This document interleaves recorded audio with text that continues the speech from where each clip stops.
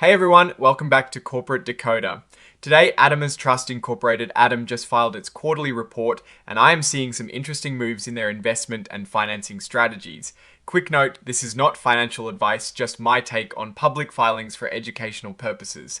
They are showing solid earnings growth, but a big shift in their financing and investment portfolio is definitely worth a closer look. So ADAMAS Trust Incorporated, or ADAML as you might see it, is an investment company that deals with real estate and mortgage. Related assets, think of them as a big player that buys and manages properties and loans. Their latest filing, a quarterly report for the period ending the 30th of June 2026, gives us a peek into how they're doing and where they're heading. Let's dive straight into the numbers. On the asset side, their investment securities available for sale are sitting at a hefty $6.98 billion as of the 30th of June 2026.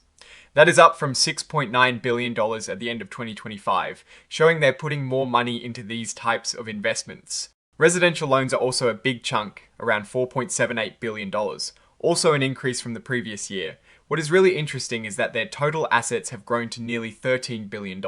On the flip side, their liabilities are also substantial. Repurchase agreements and warehouse facilities, which are basically short-term loans used to finance their investments, are up to over $7 billion. This means they are borrowing more to fund their investments, which is a common strategy in this industry, but also carries risks. Their total liabilities are now almost $11.5 billion.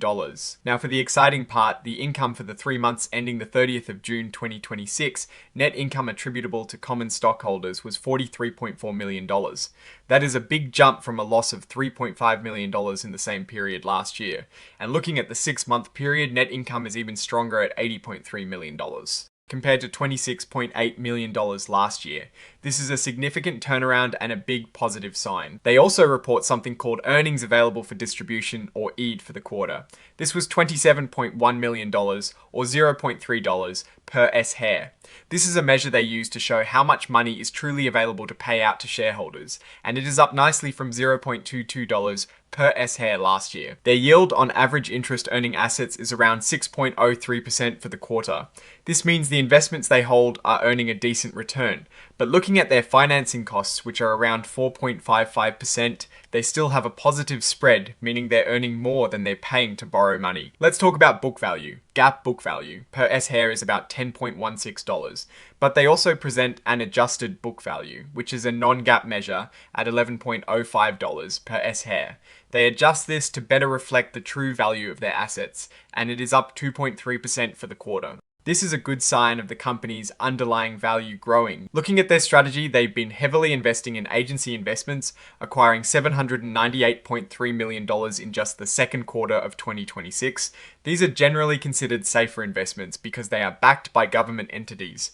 They also acquired $643.1 million in residential loans, including a large chunk of business purpose loans. Their subsidiary, Constructive Loans Incorporated, is also busy funding over $406 million in business purpose loans. This shows their lending arm is active and contributing to the overall business. On the financing side, they've been busy too. They completed 2 residential loan securitizations, which basically means they packaged up loans and sold them to investors, bringing in about $518 million. This is a smart move to raise cash and manage their finances. Now about leverage, their company recourse leverage ratio is 5.5x and portfolio recourse leverage ratio is 5.2x. This means for every dollar of equity they have, they're using about $5.5 in borrowed money. This is a key metric to watch, as too much leverage can be risky, but it is within their target range. They've got about $181.8 million in readily available cash, which is good for handling unexpected needs. Plus, they have a significant amount of unencumbered investment securities, meaning assets they can use if needed. One interesting point is how they handled rising interest rates. The report mentions that higher rates reduced the value of many of their assets, but this was offset by gains from their derivative instruments. This tells us their hedging strategy is working, protecting them from some of the market's ups and downs. Looking at the risks, a major one they highlight is the ongoing situation with Fannie Mae and Freddie Mac. Any changes in their government conservatorship could really impact ADAMAS Trust Incorporated's business, finances, and their ability to pay dividends.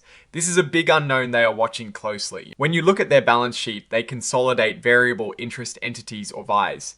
These are essentially entities they control and whose finances are combined with their own. As of the 30th of June 2026, These consolidated VIs hold nearly $4.3 billion in assets. This shows they have a complex structure involving many different entities. In terms of expenses, salaries, benefits, and director compensation have gone up significantly to $18.6 million for the quarter, partly due to the integration of Constructive Brie. Alright, that is my take on ADAMAS Trust Incorporated's latest filing. They're showing strong earnings growth and a strategic shift towards safer investments, but the reliance on short-term financing and the complex VI structure are definitely points to keep an eye on. The risk around Fannie Mae and Freddie Mac's conservatorship is a major wildcard. What is your take on these numbers and what they signal for the company's future? Drop your thoughts in the comments if this analysis was valuable. Hitting that like button really helps, and subscribe for more deep dives. Don't forget to check out the Discord in the description. Thanks for watching. See you next time.